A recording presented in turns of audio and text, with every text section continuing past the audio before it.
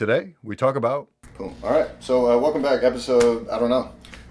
Ethan Everhart. That is Welcome. me, yes. Yeah. So why don't you...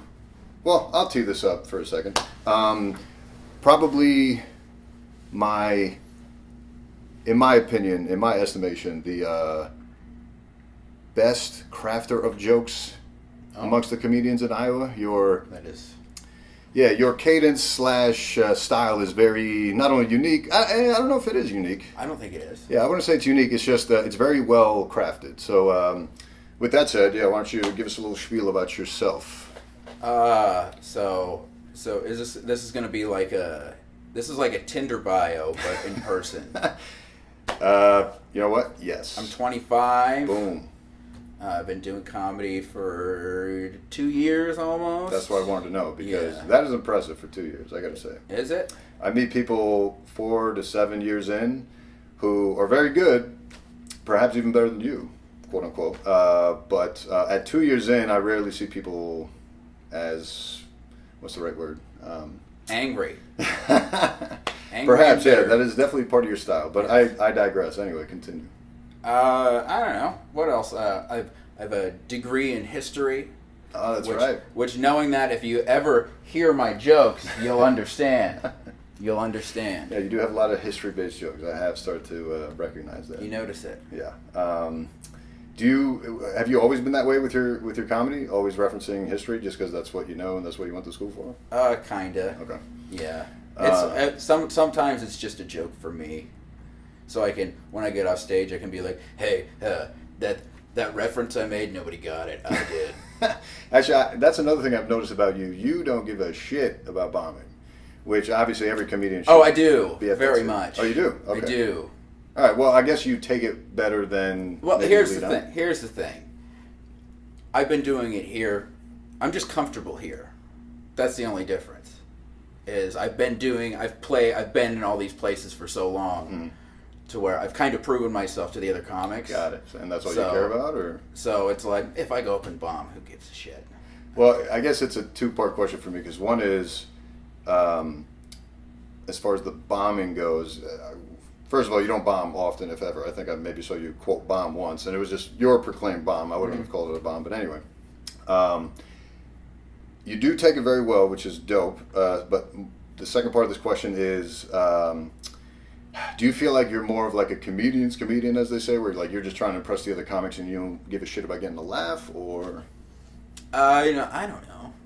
I think when I started, I'm not very talkative with people I don't know. So when I started, I didn't want to come in and try and be buddy with everybody, not because I'm standoffish, and not even so much because I'm shy, but because I knew going in that I wouldn't be very good, and I didn't want to put them in the position to be like, "Oh, that was really good," when it's like, I know I fucking suck. I see. It took a while to where I finally got a couple good sets where I'm like, "Oh, right, I think I kind of belong here." I could see that Maybe. mentality. Yeah. So what motivated you to do it in the first place? Was there a backstory there? Or? I just like it. I didn't get molested or beaten. Yeah, I feel like a lot of people say that you have to have some kind of trauma, so you don't have a trauma story, right? I moved around a lot when I was little. Oh, that's right. But I stayed in the same school. I just moved houses a bunch. My parents Okay. got divorced, but I was little. I was a baby when it happened. Got it. So I didn't know anything else. Okay. My house burned down when I was like a year and a half old. So What? Jesus. Yeah. Wow. Okay. It was a good time. So I guess, when you do unpackage it, I tend to find that, like, I guess every comic has their thing, right? But who would you say inspires your style of comedy, if anybody? Well, so the reason there are a few people. The reason I started, I love Carlin. Okay. Carlin, Louis, and Bill Burr. Those are my three guys. I could see you being like a little hybrid of that style. Yeah, I can see that. That's also, and before that, Conan. Oh, that's right. I You just mentioned love that. Conan. Yeah, And yeah. out of those four, 3 of them are redheads, 2 of them are balding, and the other one is Irish. So Fair enough. Well, actually, Louis Mexican, right? yeah, but Carlin's Irish. Oh, okay, got it. But Louis is a balding redhead. But he's a redhead, yeah. I jerk off a lot too. Not in front of Hey, people though. nice. I was thinking about a joke for that, actually, where I guess it wasn't a premise, but it was like, the funny thought in my head was, you're a big Louis fan if you jerk off to the idea of him jerking off. Well, I'm not that big of a fan. I didn't say that. I'm just saying, like, that was a funny thought I had in my head that I thought I could explore someday. Or while you're jerking off, you think of Louis, and he makes you laugh while you're jerking off because you thought about him. Interesting. See, right there, you have this way with sentence construction, if you will. There's definitely a better word for it, but I don't know how to phrase it. Have you always been that way? I where believe like it's called syntax. Sure. I don't know if syntax. I is don't the right know way if to that's use it. But like your style is definitely very, like I said earlier, well crafted. Do you feel like that's a skill you've developed over 2 years, or is that just something you always had in conversation or whatever? I don't know. I mean, it's definitely gotten better since I started. Okay. 100%. But I've always liked writing. That's what I initially was going to go to college for, was writing. Also, I did an honors thesis in college for history, which required a fuckload of research and then writing and rewriting and stuff. So you kind of get in the mode of being able to kind of rewrite semi-quickly. Yeah, so would you say it was more of like an efficiency thing? Like it helped you become more efficient with sentences? Yeah, I think so. I mean, even now, I'm still a verbose fuck most of the time. Yeah, I mean, because I would say one of the skills in comedy I'm still working on is all of them. all of them Got for 'em. sure. Yeah, but definitely a main one is like writing, because I've always hated writing. Never a big writer fan, and my influence of comedy types are, and I know you're gonna hate it, but like Dane Cook, Jim Carrey, Robin Williams, animated types. So I feel like that's more my wheelhouse, but I wish I had like that ability, like a Mark Norman. I know there are a lot of comics who are like, I hate this and this and that. It's like, I don't care who you like. I mean, who doesn't fucking like Jim Carrey? Okay, fair. Dane Cook, take him or leave him. I don't have any problem. I don't have any problem with Dane. I mean, it's like the joke stealing and this and that and all that. But I think that even got addressed on Louis' show. That did. Yeah. But I mean, I remember when that I'm at the Madison Square Garden in the round, or I don't know if it was the Garden. Dane Cook, you mean? Yeah, Dane Cook is in the round. I remember when that came out on Comedy Central. It's huge. Oh yeah, dude. Everybody broke fucking records watched and that. shit, right? So I remember all that. Okay. Yeah, I mean, I get a sense from your style of comedians, if I could lump you all together. Mm-hmm. The ones that are like more crafty tend to not be as big fans of Dane Cook in general. That's what. Yeah, I mean, I don't listen to him a lot, but I'm not. You're not a hater. Like, yeah, I mean, when I was a teenager and I was like playing guitar and all this, I'm like, anything that's not rock sucks. This and that, and then like as I got older, I learned to appreciate other stuff more. And at a certain point, it's like, maybe Katy Perry's not writing songs for me. Right. So why do I even care? Right. I'm not. Yeah, and Dane's humor is not for certain people. I mean, he does things that make me laugh, so. Fair enough. I can usually find something in somebody's act that very mature gives of me you a to say. chuckle. I tried. It's surprising how semi-mature I am. I would say, actually, that's another thing. I was shocked to hear that you were 25. I was like, what? Yeah, I look 185 years old. And not even in a bad way. It's just that plus your act. Like I said, it's surprising to hear that you've only been doing it 2 years and that you're so young. It's like, holy shit, Well, I think I've wanted to do, and every comic has this story. The ones that didn't start when they were fucking 10 years old, like everybody I know, that was a comedic trope of hyperbole. Hyperbole, I love hyperbole. You should jot that one down. Another thing I'm working on. Yeah.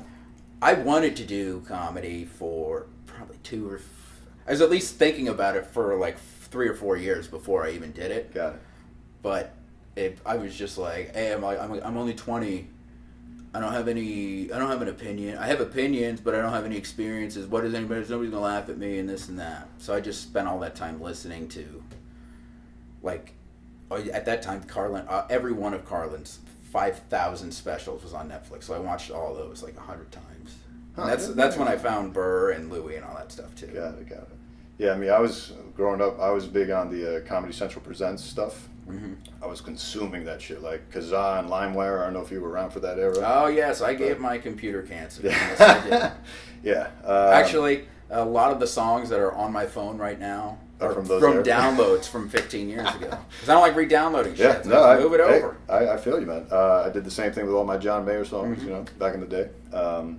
But yeah, man, I just remember consuming comedy, just downloading it from these websites just to take it in. You know, I remember being on the floor crying, laughing at Dane Cook's Comedy Central Presents with the pickles joke. I was just that's the big one. That's the one everybody's heard. Yeah. But I think the difference with me, which I tend to see a discrepancy with certain comics, they say they'll see certain comedians and they're like, oh my God, I want to do that. That's what I want to do with my life. But I watched comedians and I'd be like, dude, this has to be like some shaman magic that's been bestowed upon these certain individuals that get to become comedians. Like I had no idea they'd been at it for like decades. Or, yeah, you see, it's the same with all. Like I was a it's kid. like listening to music too. It's like if you, as like a guitarist, it's like you go and you watch Stevie Ray Vaughan. It's either, oh my God, I would love to be able to do that, right, or oh my God, would never be able to do that. Well, I would add a third, which is, for me, for whatever reason, I'm not a big music guy. I mean, I listen to music, but like, I still don't have Spotify Premium. You know? I don't either. Okay. That's because I'm cheap. Hey, nice. $3 a month that I need. Hey, I get it, man. The Life of a Comic, a real one. No, let's not get carried away. No, yeah, you do have another job, which we can talk about that too. But, what was I going to say? Yeah, with music, the third category I would add, in my opinion, is people who listen to music, know they can't do it, but don't care to do it. Like, you could, I guess if you bestowed me with the skill set of a fantastic singer, I would take it, obviously. Yeah. But unlike comedy, where I was like, man, I would love to do that, but I know I can't. Like, that was my attitude, as opposed to other people that are like, oh my God, I want to do that so bad, I'm going to work at it. You know, so. It's just like learning an instrument. It's like, yeah, you can listen to 1,000 podcasts on how to do comedy. You can read everything you want, but you're gonna have to just go up there and choke on a big fat cock for a while until you get a couple laughs. Here, yeah. As I've come to learn, especially in the New York scene. And yeah, even then, like bombing is not as bad as you think it's going to be. Right. It sucks. Right. It sucks, especially early on when you don't have like it's easier for me now because. Like, I've had good sets, so it's like, all right, I know these work. Right. I know some of these work. I know I can write a good joke every few months. But, like, when you start out, it's like, I bombed for 5 minutes straight. I make my friends laugh. And it's, all you have to do, if you just listen to your sets and you learn from it and you change whatever you find out, it's, I don't know, I'm woefully oversimplifying it. But yeah, no, I get that, but even in that simplicity, some people just don't do that. You know, plenty of people don't record their sets. From what I see, they don't. They don't change things up. I see them delivering the same bomb at one mic in Manhattan, and then the same bomb set in Upper East Side. It's like, so I think some people just don't get it sometimes. Well, even that's like I was in New York last year. I did one mic. Where at? It was Laughing Buddha. Okay. It was one of them, and it was, I can't remember what street it was on. Sure. I mean, there's a bunch. So. I don't know if you know this, but there are a lot of streets in New York City. But even that I would give like some leeway, because I mean, you do bombs in one place, you got another fucking show you can do later that night. See if it. Well, maybe it was just the crowd. Right. If you're one of those who blames the crowd every time, which is so much fun to do, I highly recommend it. Blame it every time. But if it's like 2 or 3 times, it's like either I gotta ditch this or I gotta change something. Right. Yeah. No, for sure. And I didn't want to interrupt you, but I want to go back to what you said when you said, I don't know if you know this, but there's a bunch of streets in New York, so that's funny, right? But what part of your brain clicks to deliver that line? Because I never would have thought to say that. It is. I'm an asshole, I think. So if I was, because I said it asshole, like a condescending douche. But the fact that you even had the thought is impressive, right? Well, at least to me, just because I know I can't do that. Well, yeah, but you can you could reattach somebody's intestines, and I couldn't do that. Fair, but that's not funny. I mean, getting there is kind of funny. I guess. I mean, you can make anything funny. But no, I guess what I'm saying is I get so jealous of certain friends of mine who aren't even comics, but like just in general conversation, like I say a sentence and literally the minute I finish, not even the minute, the millisecond I finish that sentence, they have a quip ready to go that's hilarious. And it's almost as if they creepily went into the future, recorded my conversation, and thought about a perfect thing to say for it, and then in real time they delivered it like it was no big deal. But like that's how jealous I am of that skill to be able to just like Well, quickly. I think part of it is you're hot. And you By the way, this is the only man who's ever called me hot. You grew up good looking. I saw your high school photo. You're like, I look gross. And then I showed you my high school photo, and I think you thought twice about how you look. Hey, I grew up with red, fire orange hair. Yeah. I'm not debating in a that small part school. I So would it's debate like the hot part, but continue. you're good looking. You got bigger arms than me. I think I have better abs, but you got good arms. And you have a full head of hair. I'm so jealous of your hair. So jealous. So that's another thing I only hear now, by the way. Everything you're saying is all recent developments. Like I was never told any of this growing up. But you also, that's because nobody's going to tell you when they're growing up that Maybe they're that's jealous what it is. of you. Of course, Yeah, course not. Why you're would still they say getting that? picked on. You're still, That's why they're picking on you. See, me, I don't think I was ever bullied. I went to a tiny school. I graduated with like 58 people. There were 600 people in my entire high school, which also had the junior high in it. Okay. So 7 grades, 600 people, 600 people. So everybody kind of knew each other. I didn't really get bullied, but everybody talked shit. Everybody was shitting on me, and like by like 3rd grade, I realized, only people are only gonna call me make fun of me for my hair. So, and then in 5th grade is when the Ginger episode of South Park came out, and then it got even more annoying because it was like instead of just going, "Oh, you got red hair," it's being called a ginger, and everybody's thinking they're this original person. Right. Well, I got way more flaws you can make fun of me for. Sure. I got these giant fucking buck teeth. But at that age, maybe you're not as sophisticated in your jabs, right? But Yeah, but I got good at shitting on my friends. so then let me debate you on that. Because, okay, if I go along with you saying, okay, I got picked on because I was an easy target because I was so hot or whatever, right? Why is it that when people were shitting on each other in your school, let alone you learned, and I hear this from a lot of people within their own family, people shit on each other and they grow out of that to be witty and shit, like you through your school or other people I've met have grown to, become more witty because that's just how you had to do it. For me, it was just like I would get made fun of, but then I would have nothing to retort until maybe a shower 3 weeks later, like, shit, I should have said that. I do that all the time too. I didn't kill every time. I I'm not definitely saying you bombed. killed, but you are suggesting that you got better from that experience, Yeah. which I don't think I did. But also, I was always trying to make people laugh. Okay. I knew from a young age that I always made my mom and dad laugh and everybody around me laugh. So they enabled it. And I remember, I distinctly remember, like in 3rd. Do you remember the Amanda Show? Amanda Bynes? Yeah. Yeah. This is really dating me. This is before she went crazy. I think she was my first crush, actually. Nice. I loved her, but she had this show and she had this there was this skit. It's really dumb. I've gone back and looked at it. I'm like, this isn't even that funny. But when you're fucking 7, 8 years old, it's hilarious. It was like they had these rednecks, and I would go to school every day, and I would do the one I saw.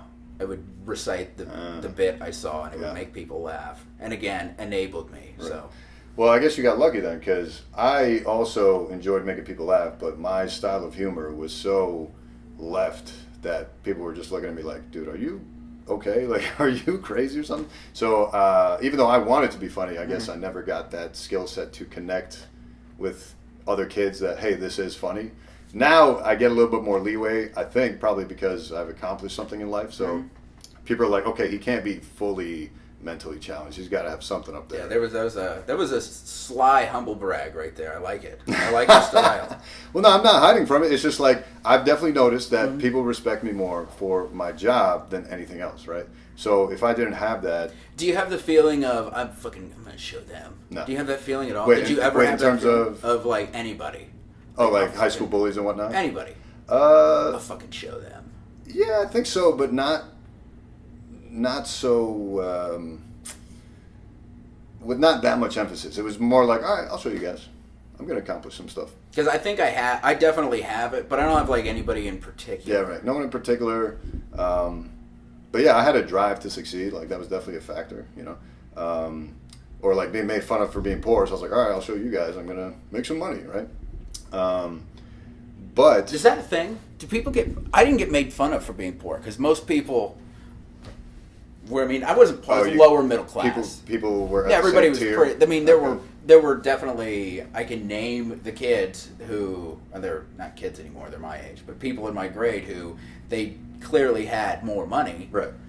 But thinking back now, it's like they were What? they were probably, their parents were probably making 70 grand a year, whereas mine were making 40. Sure.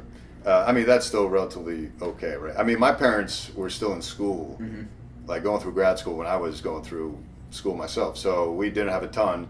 And on top of that, they're foreign. So, like, they don't know the styles. They don't know, that you don't buy shoes from Payless. You'll get made fun of, like, stuff like that. And on top of all that, as an example, I literally got called out in the middle of band for, like, they were talking about a thing that happened on MTV the night before or something. And everyone starts to laugh. So just trying to be inclusive, I start to chuckle myself just to feel included. I don't know what the fuck they're talking about. But one dude knew that I didn't have cable. And because my parents couldn't afford it / didn't see the need for it. So he just, in the middle of band, just goes, "Why are you laughing, Sandra? We know you can't afford cable." I'm just like, all right. I'm not going to reattach your mom's rectum in 15 years.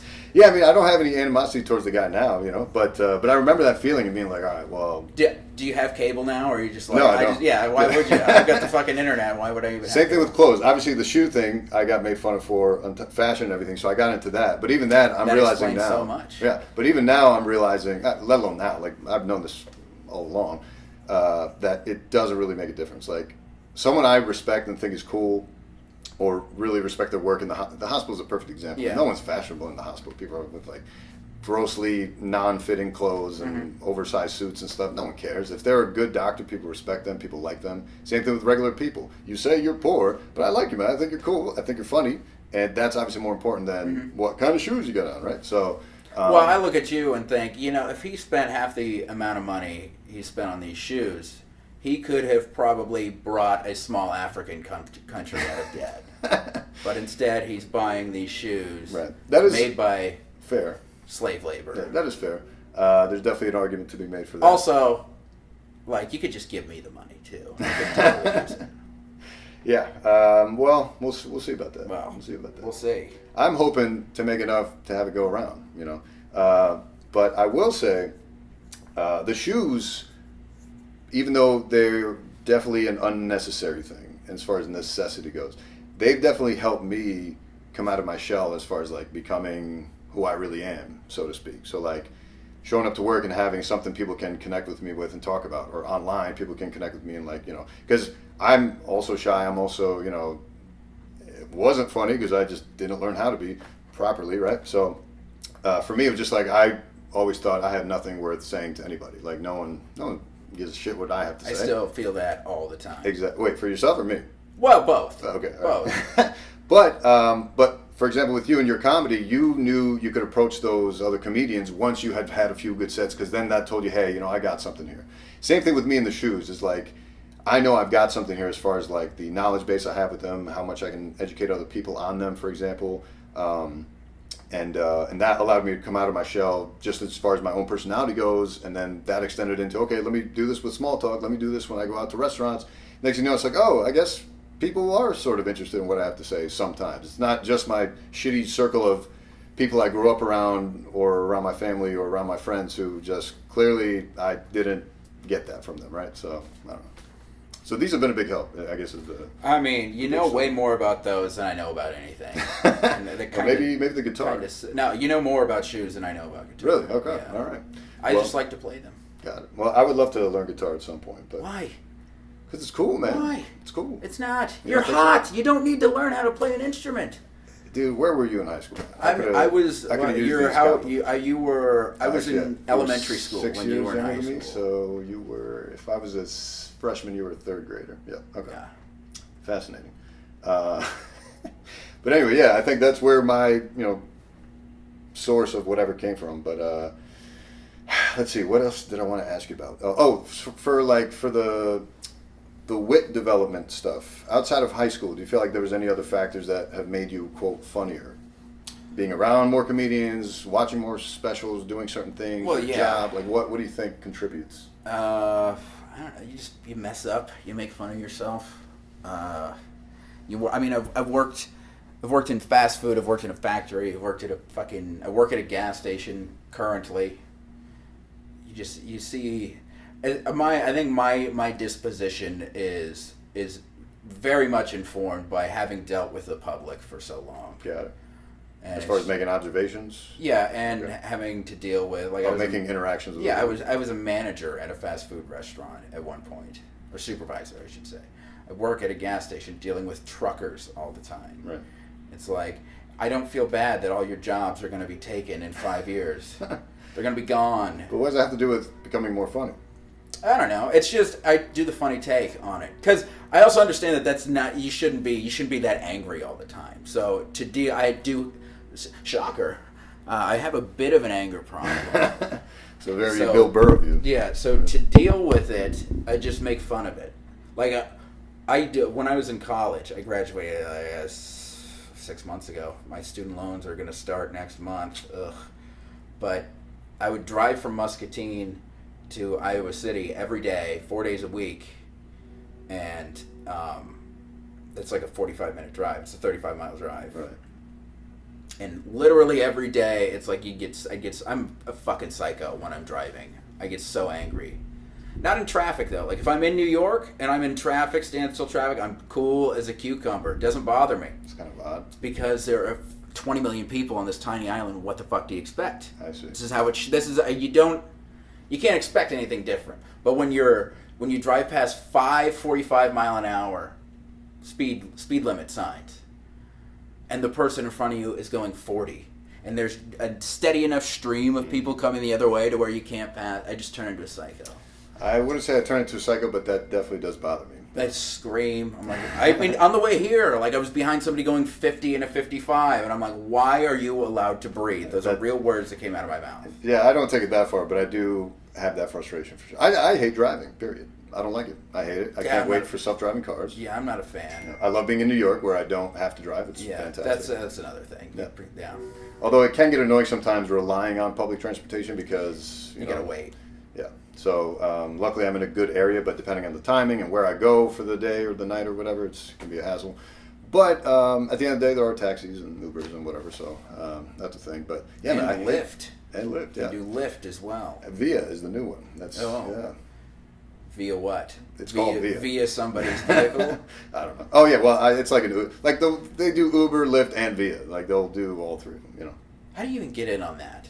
It's like, okay, the other two, they're battling each other. I'm going to come in and pick up the scraps. Why would you even do that? I don't know. I don't have enough corporate knowledge / business acumen to know why it's worth the competition or whatever. My guess is probably somebody who owns a corporation already, and they're like, I'll try and get in on this. Either that, or they're trying to make a little bit of a dent so that they can be bought out and make a load of money. I don't know. I don't know the motivations. I don't get it. I don't like it.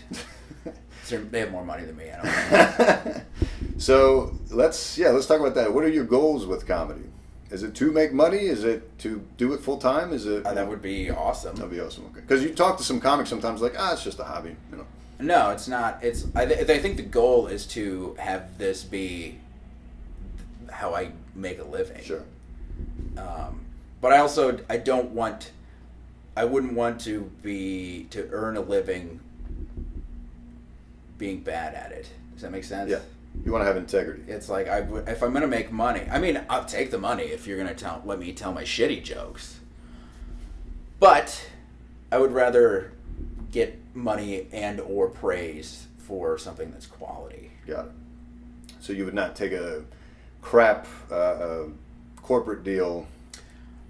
I mean, if the money's right. If the money is, I mean, because I do need to pay off my student loans. Yeah, that's fair. So I mean, sometimes you got to do what you got to. I'm not one of those who are like never. It's like sometimes you got to play the fucking game. I like that to get out of the game. That also is a skill set to have. Yeah. I don't know. I see a lot of that's. I think that's why a lot of people who maybe did have, and not even just in comedy or music or whatever, just like in general, they're like, I want to play by my rules and my rules alone, and it's like that's why you're never going to leave where you're at, because you're not. Sometimes you got to play by somebody else's rules to be able to play by your own rules. Not even somebody else's. Yeah. Everyone's rules. Like, this is how the world works. You got to adapt. You know, I feel like a lot of people don't end up doing that. Now, granted, I'm a hypocrite because I do things where I'm like, well, I don't want to do that if I'm not going to do it my way. Well, I mean, there's levels to it, right? Like there's a spectrum of what you're willing to take on versus not, right? But yeah, I mean, the people that end up quote making it are probably the folks that either had a good balance of that or like went or got lucky. Or lucky. And there's a lot of that in it too, where Yeah. it's like this is I'm either gonna be 40 and happy that I made this decision, or 40 and like, oh fuck. Now I hate everybody who's younger than me. Here we are. Yeah, I don't want to be that guy. I kind of do. Really? I don't want to be that guy.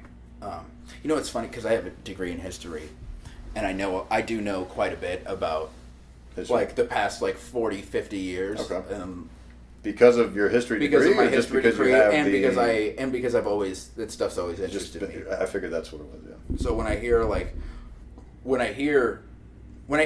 people my age, our age, talking shit about people who are older, it's like, okay, but this, and this, they're right in these regards. Right. But then when I hear those people talking shit about us, it's like, you had less technology, but you don't have it. You had it better than we did financially. You were way more secure than we were. Everything was cheaper. The dollar went farther. College cost less. You could walk off your fucking stage at high school graduation, go to the factory down the street, and within 3 years have a whole family vacation, and you only have one person working, and you'd be able to afford it. Whereas that's not a possibility today. Right. So I could. It's kind of like the whole Tom Brady debate. I don't know if you know who Tom Brady is. I've heard of him. He's a guy who plays football. I went through my phase of hating him. Same. But at a certain point, and I can tell you the point, it was the 25-point comeback in the Super Bowl. At a certain point, I realized, all right, I only hate him because he's not on my team. And I'm watching arguably the greatest to ever do this position ever. And would I be this mad watching Michael Jordan? Right. No, I wouldn't. Right. Because he would technically, if I were a huge basketball fan, I'd be a huge Bulls fan. Of course. Because, I mean, I root for the Bulls, but I don't watch them. I would say my... But, hold on. Yeah, actually, go ahead. To the point, like, to the point where, like, I'll talk to people who talk about Brady like he's the best ever. It's like, well, there's an argument that other people are better because this, and this. Sure. So they're like, oh, you're just a fucking Tom Brady hater. And then, like, I'll talk to my dad, who's a huge Bears fan, and hates Tom Brady. And I'll be like, why do you hate him? And he's like, oh, you're talking like a Patriots fan. So that's how I know I'm right. Ah, okay. Because they both... Because there's no argument. Yeah, they both hate me equally. So I fell down to the same trap, which is, I hated him because I just hate all Boston sports, being from New York. I'm not even a big Yankees fan. I just don't like the Red Sox. You know?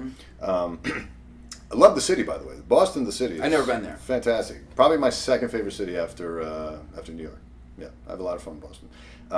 But I say all that to say I remember hating Tom Brady, of course, and my moment was not the Super Bowl. It was way earlier. I forget what season it was. I forget what game, all those details. What I remember is he got the ball, and he threw this dart of a touchdown pass that was like maybe a 30-yard touchdown pass. Just this dart in traffic, perfect spiral, accurate, and I was just like, only a special dude can do this. Like, you know what I mean? So...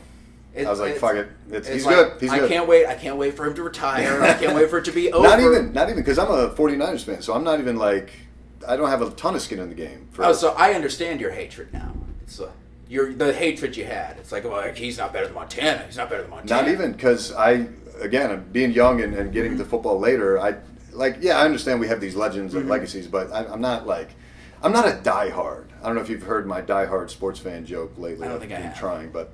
I so envy people who aren't into sports. Actually, let's talk about that. But yeah, I just wanted to say before I forget. I don't I love the Niners. I root for them, and I was so happy when they beat the Patriots during the regular season that they made it to the Super Bowl. But my hatred was purely just everyone else hates him. Just being a kid, just being stupid, not attaching my popularity of everyone hates him, so I'm going to hate him too. Everybody claims to love the underdog. It's like he's not the underdog anymore because he's got 6 rings. He's got Belichick's the greatest coach in the history of professional sports. Sure. They've gone to fucking 10 Super Bowls. But he was picked in the 6th round. Yep. This wasn't supposed to happen. Yeah. So this is like the great underdog story of the modern era. I mean, his story will age well. He's so successful that the Deflategate horseshit It was total horse shit. They won by 43 points. 42 points. Yeah, I mean, who cares? 2 PSI doesn't account for fucking 42 points. It doesn't. Actually, that reminds me of another thing I'm going to ask you, but I do want to go back to that being jealous of people that aren't into sports thing. I agree with you, and I think it's kind of similar to politics, where it's just like you pick a team, and whatever the analysts say, you attach yourself to your favorite analyst, and that's your opinions on it, and that's it. You know, but the difference, I think, that makes sports better than politics is... It's fun. It's fun. They're fun. It's fun. Although politics fans will tell you that's fun. I don't know what to tell you there. But not only is it fun, but you can actually have objective evidence with sports. Like, I saw the ball go over the goal line. I saw them score 43 points. With politics, it's just like, he said, she said. Did you hear this report? Did you hear behind this closed doors in this meeting they discussed this? It's because of this and this and this. And specifically with like politics, it's like, no, the evidence is there. It's just buried under 650 pages of a fucking report. Yeah. Or it's just behind closed doors and speculations. Or and so and so voted against a bill that would fund the VA. He or she hates the veterans, but it's like, if you look at it, it's like, well, they only voted against that because that was pork barreled into this bill that had nothing to do with that, and they were voting against the bill. So see, there's nuance, but you could say that for sports too. Like, if you attach yourself to a certain stat and you ignore like maybe a bigger picture, or like you single out a certain statistic, as many do with statistics, you can make a story, right? Yeah. But at the end of the day, there is still the look test. Like, I saw him do these things. Yeah. I don't care about these numbers or your report. I'm a fan of this, right? And you have maybe not objective evidence, but way more objective evidence, in my opinion, than politics, which is all like, you weren't at the meeting, you weren't at the thing. Like, I grew up. I heard my dad. I heard like people his age talking about watching Joe Montana, and that was the other thing where I realized it's like, this is who I'm going to be talking to kids about in 20 years. Yeah. Like, oh yeah, so and so's good, but he's no fucking Tom Brady. I'll even get an East Coast accent when I'm talking about it. That's your Bill Burr coming. Yeah. But no, I think that's an important point, because I don't understand the attachment. Well, I guess I can understand the attachment in terms of like, that's like maybe your childhood hero, or like a memory in time that you want to picture as the best time ever and being there for it. For example, Michael Jordan. If you were around for that era, you went courtside, you got lucky enough to have Jordan sign your ball, and you saw him do this fantastic dunk. Then when LeBron comes along, he's going to have to really prove that he's the best player. You're not going to let go of that emotion you have to Jordan that easy. But I would argue, if you start to use more logic and less emotion and less nostalgia, you would want more better players than your heroes to come along, because that just means a better product. That just means more amazing feats that you've never seen before, more talent. Like, why wouldn't you? Because, hey, we're around for the LeBron era now, and we could talk about that in 20 years and be like, hey, we were around for the LeBron era and the Jordan era. Like, why can't you have both, It's like, it's silly. It's really just like comparing, like when I talk about like the best quarterback ever, I go, there are like 5 or 6 who, if you plug them into each situation, if you put Tom Brady on those 49ers teams in the 80s, 100% they win all 4 games. Win all 4 Super Bowls. We'll never know. There's no objectively that Tom Brady is as clutch as it gets. Oh, okay, from a clutch. But at the same time, if you put Joe Montana on all these Patriots teams that went to the Super Bowl, he wins at least 6 of the 9 they've been to. Well, I mean, you could make an argument he wins all 9 there. Yeah, I mean, but it may not be the same 6. Right. Like, they might lose to the Eagles in 2004, but they beat the Giants in 2007 and go undefeated. Who knows? Yeah. Well, see, that's another thing I hate about sports is we're constantly. I'm gonna kind of contradict myself here, because I just said how we have the numbers and we have objective stuff to go by with sports, but it gets murky when you start to compare players purely by the stats from different eras. Not only different eras, but like, dude, the only way to scientifically prove that this player is better than this player is if somehow we could go back in time and replace this player on this team and replace this player on this team and see what the outcomes are. I think that's literally the only way. My opinion. Well, I think it's different. Football is different than like basketball or baseball. Baseball is different for sure, because it's slower paced, and like everybody on a team is going to face the same pitcher. Sure. So it's kind of more controlled. Sure. So it's easier to kind of control that. But you could argue a different manager, a different... Yeah, but I mean, purely statistically. Sure. I'm not talking like wins and losses, statistically. Whereas I would argue it plays a factor, but I'll play with it. I'm not saying it doesn't play a factor. Sure. I'm just saying it doesn't play as big a factor as like football. It requires 10 other people. There are 10 other people per play. Plus a good coach, plus a good coach, a whole plus, coaching step, every single play. Whereas like if you're going up to bat, you got the whole team, but there's one person in the batter's box and it's you. Yep. So I think you can compare stats in baseball, but even like then it's hard to compare like Antonio Brown, who's the best receiver in the league, to Don Houston, who was the best receiver of the 1940s. Yeah, it's impossible. Because they're different eras. But because he was so great then, if you plugged him in, if he was coming up right now, and he had today's knowledge, today's training, he would be just as great. That's my argument. Where if you put Tom Brady back in the 80s with the rules, the equipment, the training, this and that, he probably doesn't play till he's 45 because it's more dangerous. But he still is great. But also, I think if you take Tom Brady off the Patriots, they still win a couple Super Bowls. They don't win 6. Okay. That's fair. Because the year that he got injured, Matt Castle comes in, they won 11 games. 11 games, right? They won 11 games, but they missed the playoffs. Yeah. I mean, that was the very last time they lost that division. They've won 10 straight division titles. I just saw it on ESPN earlier at the gym. Jets, Miami, and Buffalo, but anyway. But see, that's another factor, just the luck of being in a certain division or whatever. There's so many factors. You can argue the division with the Patriots, but they go into the playoffs every year, and then they beat all the best teams. That is the one argument you can always make, which is if it was that easy, everyone would be doing it. Exactly. So I get that argument, but purely the argument of which player is better, because I'm a big Kobe stan, so I would argue that Kobe's better than Michael because his range is better. He had to go up against better competition. I think that's also they both had the same coach, and who won more titles with that coach though? Well, who had Scottie Pippen and Dennis Rodman and Kobe had Shaq. Yeah, so he won 3 of those. So I don't know. Imagine if they stuck together, And wasn't there like a mobbed up ref for one of those too? A mobbed up ref? Like he went to jail for fixing a game. Donaghy, yeah. Or Donaghy. Doherty, whatever. So, Michael Jackson and Michael Jordan's records, they're both flawless. But again, I don't think that's fair because I literally because again, don't forget, I'm coming from this from a science perspective, given my math science background. You have to have a controlled experiment to be able to compare 2 variables. So the only way you can do a scientific experiment is if you literally only change one variable. If you change 2 variables, that study is whack. It's this is just it's fun. That's honestly, this is where I was heading. Yeah. I was just going to say, listen, why don't we all just relax? I know, but it's fun. And have some fun. Oh, you're saying it's fun to argue? It's just fun. Yeah. And especially with like basketball, I don't give a shit. Okay. I don't care. But football, I mean, I'm partial because I'm a Bears fan. I think the greatest football player of all time is Walter Payton, and I don't even think it's fucking close. Okay. But there's only one other running back I would even entertain somebody saying is better. Let me see if I can guess it. A better running back. I'm going to guess. Surprised no immediate running back is coming to mind. Well, he's in the same division. Let's see. Bears, Packers, Vikings. Oh, Adrian Peterson? Okay, I was about to say. Who's the last team in that division? The Lions. Ah, okay. Barry Sanders? Yep. He's so good.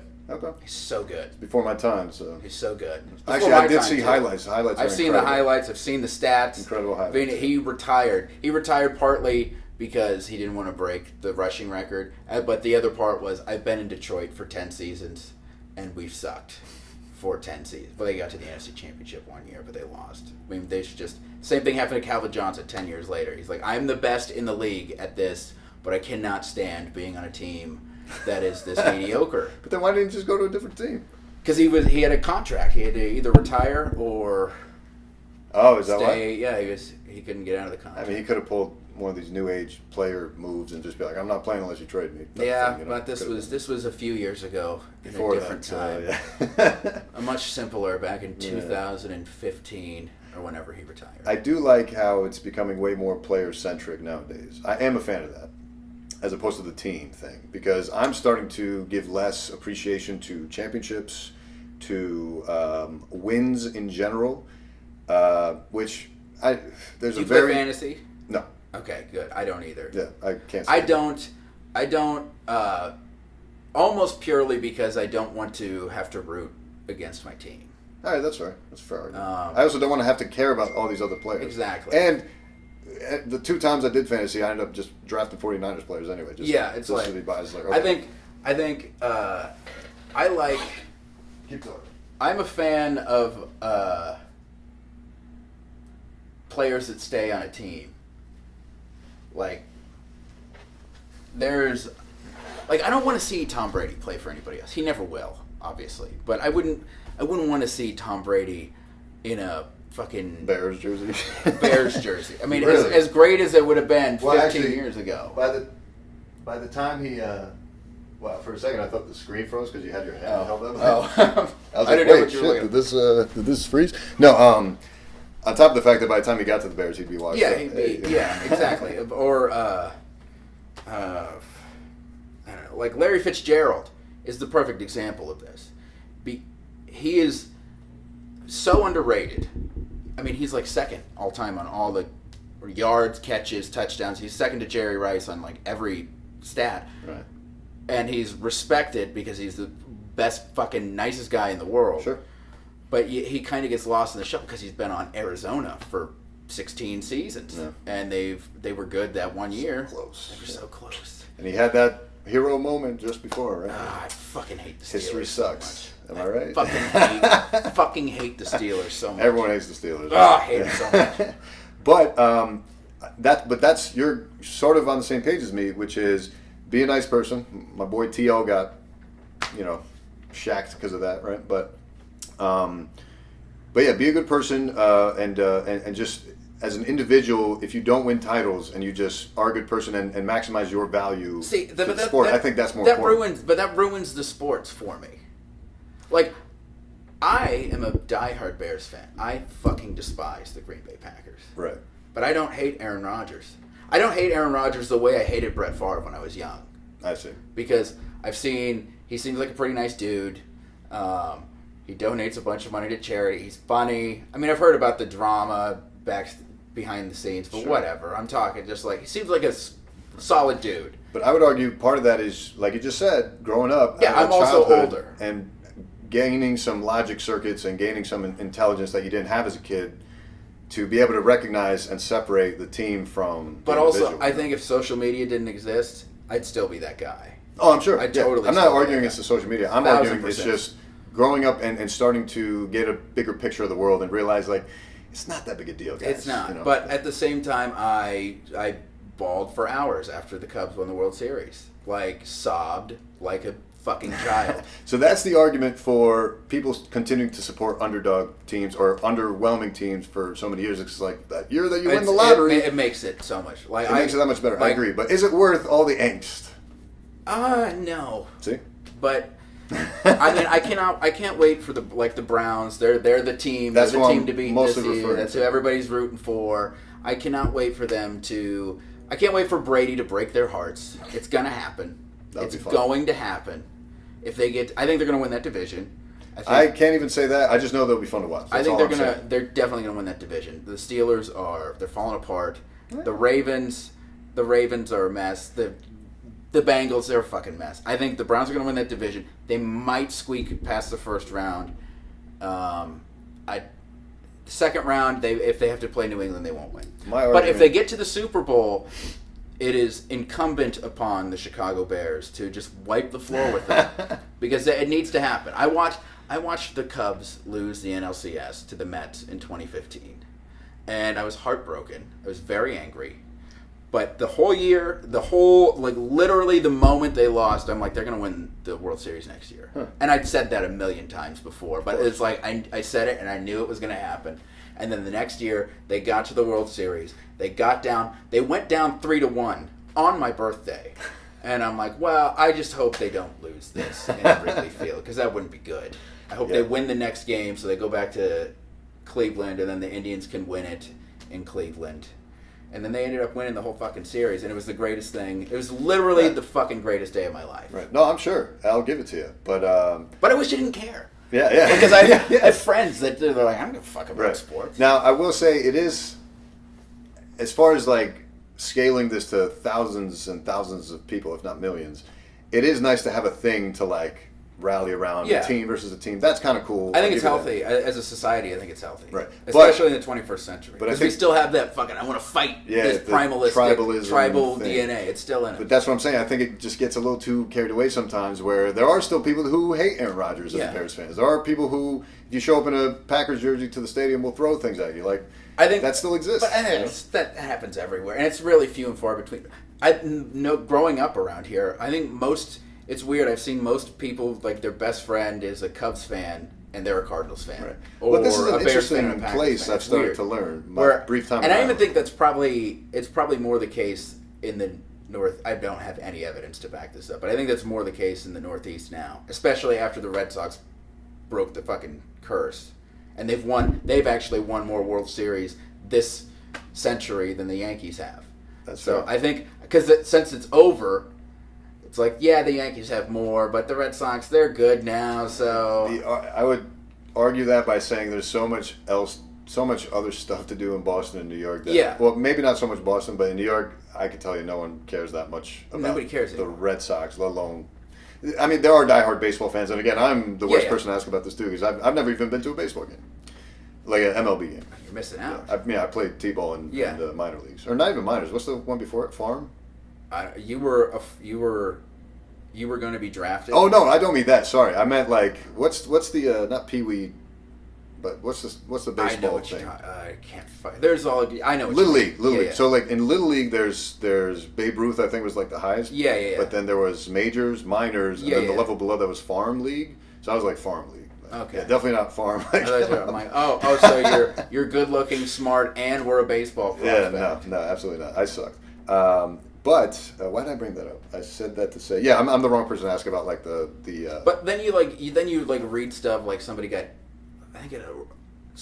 beaten to death at a fucking Raiders game a couple of years ago, a preseason game too. Surprised. It's like Jesus. Well, when you throw alcohol into the equation, it's like you're not even like, okay, if you're a good team, but you guys haven't won your fucking division in I don't. 15 years. Well, same thing with soccer hooligans. I just feel like it's an excuse to take out anger on certain things. Well, soccer's not a real sport anyway, so... I guess I take it you don't play FIFA on PlayStation. I don't. All right, well.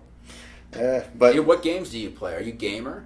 I dabble. I don't play as much as I quit. Well, I don't really play. I quit like hard. Not even hard. I was never a hardcore gamer, but the most I was gaming was up until high school, and then when I went to college, I kind of fell off. Okay. After the Xbox GameCube era, and then I just got back into it this year with moving into my new place. So you took a real high. You really missed the meat of it. Yeah. Seriously, tell me about it. Especially with this whole social media outbreak and Twitch and streaming and blah. I don't care about it. Well, I know you don't care, but hey, you could be making a lot of money, do you play Mr. Online? Poor. What? Do you play online? I've started to. I don't play online. Yeah, I missed that entire era. Like, I literally got out of gaming as it was becoming more in. Yeah. And I missed that whole era, and I kind of hate it because I feel like I could have taken advantage of it. It was like I like my friends playing online, and then me having the headset. It's way more fun because I'm not very good. That's the point. I like games that are story based. Agreed. I'm more of like an adventure game. Yeah, I like a Fallout or Resident Evil, Red Dead Redemption. Yeah, Spider-Man. See, I haven't played that. I'm afraid to play it because when God of War came out last year. And it's incredible. It's so good. I cannot. Bronson's playing it right now, and we're texting back and forth. It's so fucking good. It's so fucking good. It's so good. But like, there's too many good games. I got it, and I didn't write like a new joke for like 3 weeks because. Well, why didn't you write a joke about that? Well, because I didn't want to, because I was playing it. I wasn't even like making funny jokes. I was just playing like, oh my god, this is. Well, I'm just saying, with your natural talent, for lack of a better word, just naturally engrossing yourself in that. Gaming, I feel like you could have came up with something spontaneously. I don't want to tarnish the good name of God of War. Interesting. Tarnish. Oh my god, it's so good. Oh man. But I think I put like 90 hours into it. And I was working full time. Right. Well, I was in college, so I was going to school full time, still working like 25 hours a week, and doing mics 4 nights a week, and having band practice every week. But I was trying to say that if you did care about like the online streaming part of it, there are, and you said you weren't that good, but you are funny. So there are gamers who, quote, made it big and are literally making millions of dollars now. Not because they're good at the game. There are those, too, that are, like, super good at the game, like pro level. I got a friend. He's in the band. I think he has autism. He's so good at video games. Actually, I know he does. I'm not a doctor, but I'm going to diagnose him. He's very autistic. There are those people, yeah. He's so good. And people will watch that online just because they're good, even if they're not charismatic. But I'm saying someone like you... Well, that he's could not just be, charismatic. I hope he sees this. That's my point. Yeah. I'm saying, but someone like you who is charismatic, there's a lane for that too. There are plenty of gamers who are not that good, who are just charismatic and have a funny approach to it, and they've grown to make millions of dollars playing That's video kind of games. like the Uber thing we were talking about earlier. I think the market is oversaturated. Well, now it is, yeah. And they don't need me. But I'm just saying, you and I could have jumped in at the right time. Well, I could have. Could have, would have, should I have. could have. Well, I wouldn't have approached it with the same angle you did, but yeah, we are different people. You've been like, I could really prolapse him, if you know what I mean. Well, I technically play video games at work. I just don't stream them. You know. That'd be an interesting angle. How does that work? Why did you become a GI doctor? Because it's badass. Because it woof. Now see, this is a perfect example, drawing it back to what we were talking about earlier. That line, I've used a million times already, so it's not organic. Secondly, you clearly weren't impressed by it. No, it's not that funny. I was not. So, like, that's my talent level right now. What's the pimpliest ass you've seen? Pimpliest ass. I got to tell you, man, I really don't, like, it gets thrown around as a joke, and I play into it as a joke, but I really don't see much ass. Really? Because all I do, like I said, I play a video game, so all I do... how does it work? So, patient shows up, they get put on the table, facing away from me. Yeah. This is not the table. Patients sleep facing that way. They're under a gown. When it's time to start the procedure, I got my whole unit thing over here, the hose, if you will. And all I do is I take a little bit of lube, open the gown, look at the ass for like a half a second. I'm not even looking at the ass. I'm just looking for the cleft to pull the cheek, find the asshole, lube it, do a quick rectal exam. I'm so fucking immature. It's so funny. And you're being really clinical about it. You're not even trying to be funny. It's just I'm visualizing it.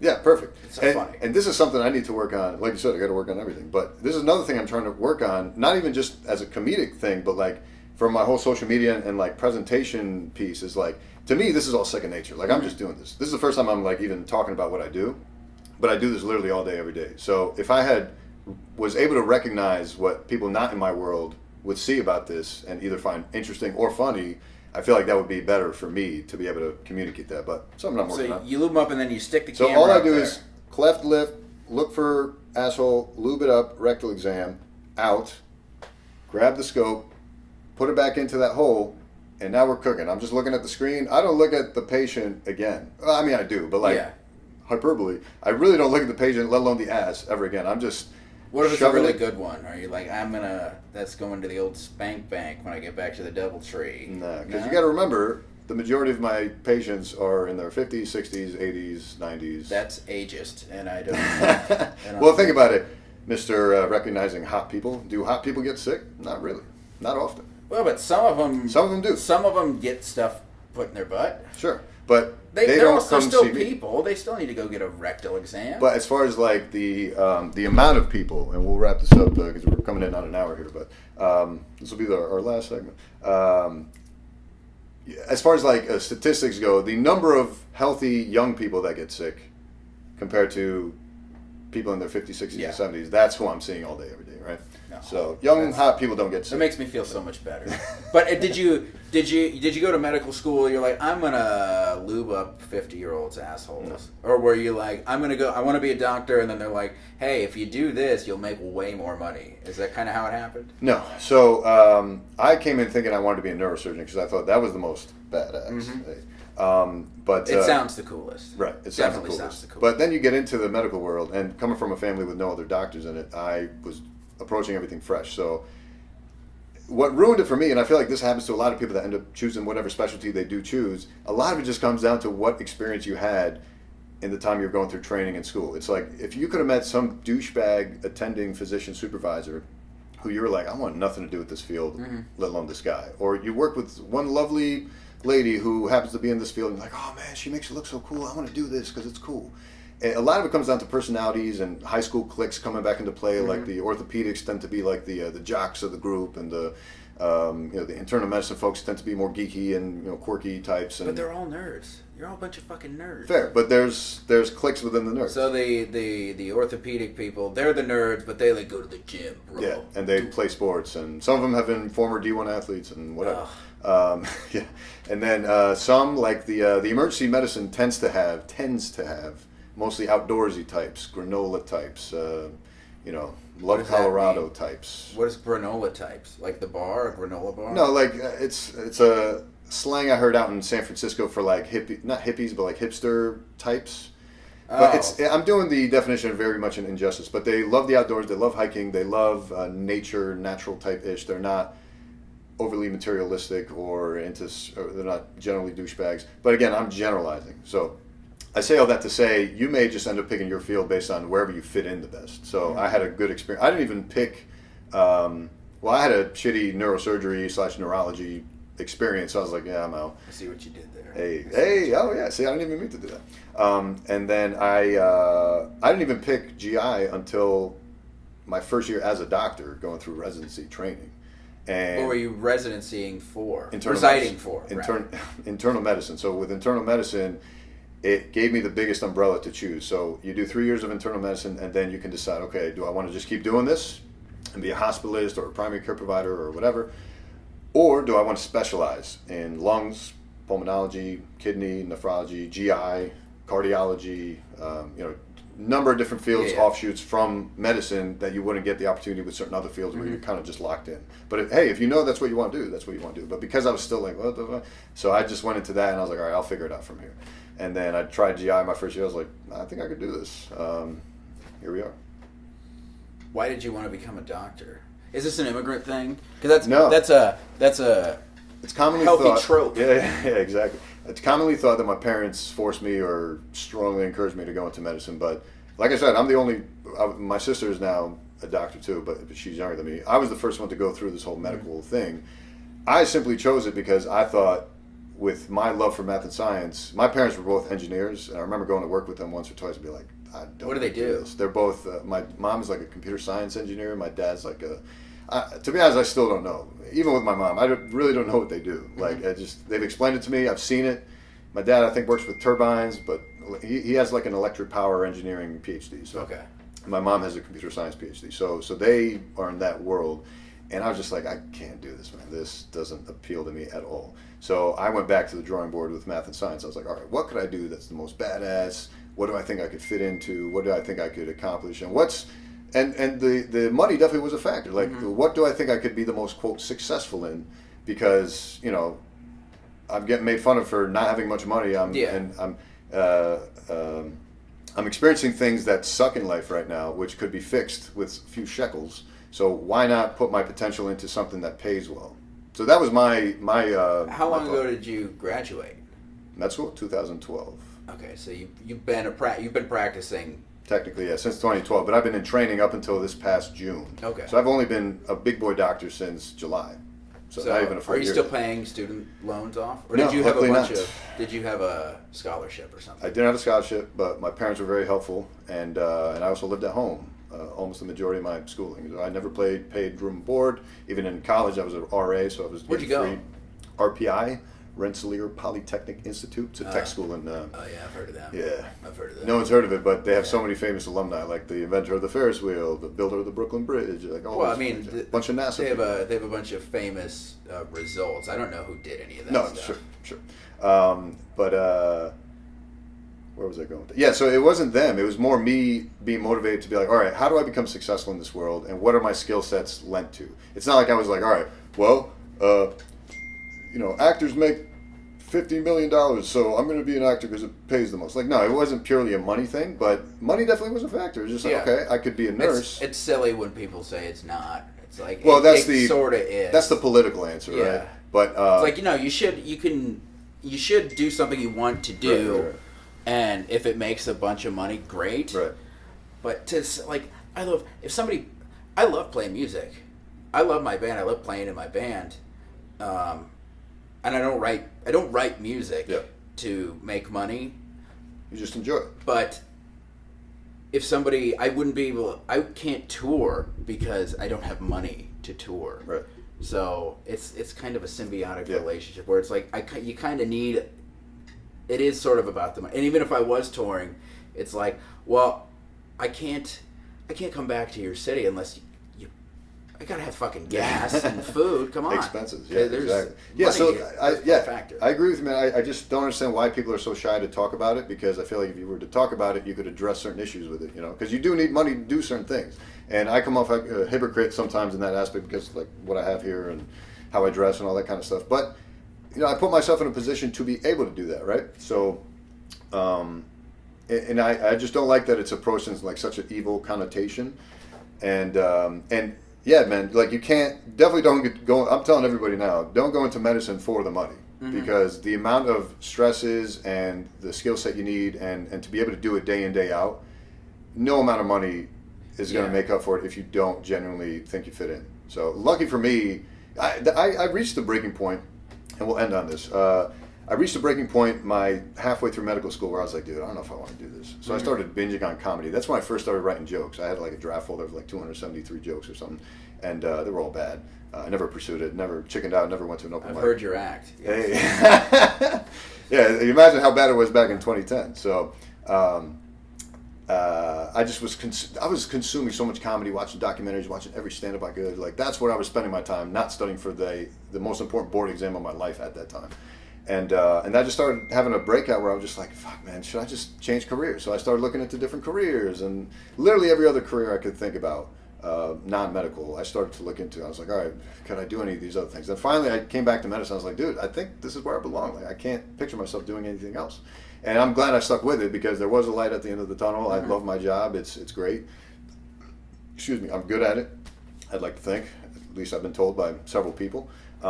So yeah, I mean things kind of work out. You haven't killed anybody, so yeah. I think it's really the barometer, isn't it? Right. Nobody's died because. Well, not only that, but like my reputation in the town has been pretty good. So many people come like, oh, I've heard so many good things about you. I'm so excited to finally get in with you. They're all appreciative out here of my services that I brought. So so that's been super dope. But yeah, no amount of money is gonna make up for that. So that's what I have to say about that. But yeah, it definitely was a factor. Like I wasn't gonna choose a different field that I also liked equally as much because it didn't pay as much. You know what I mean? So. Yeah, and also it's like you have a master's. No, or do you have a PhD? Bachelor's and then MD. Okay, you're a doctor. You have a doctor. Yeah. Don't you? Well, PhD is also a doctorate, but that's like a science thesis research degree. Med school is 4 years of medical, clinical, blah blah blah, and that's an MD degree. Yeah, and it's not cheap. No. So that's the other thing. You got to pay this shit back. Pay it back. You got to pay this shit back. I agree, man. It's just one of those silly things. So it definitely is a factor. Let's not get it twisted. But yeah, I mean, there are other fields that pay way more than GI, and then even the fields that don't pay as well. If your business acumen is there, if you do the right things at the right time, and you're a hard worker, you can make more than the average quote statistics nationally or whatever. So the money, people have asked me this before on Q&As. I've done it for the YouTube thing, but yeah, don't factor in the money as the major thing. It's definitely a factor, but don't make it the main factor by far. Like it's no. But anyway, I know we got to head over to the comedy show, man. You sold me. I'm going to become a doctor. But why don't you plug out what you want to plug out for your stuff? Where can we find you? Oh, you can find me on the Instagram at the Ethan Everhart. You can find me on the Twitter at Everhart Music. That's it. Follow my band. Hey. Solar Flare.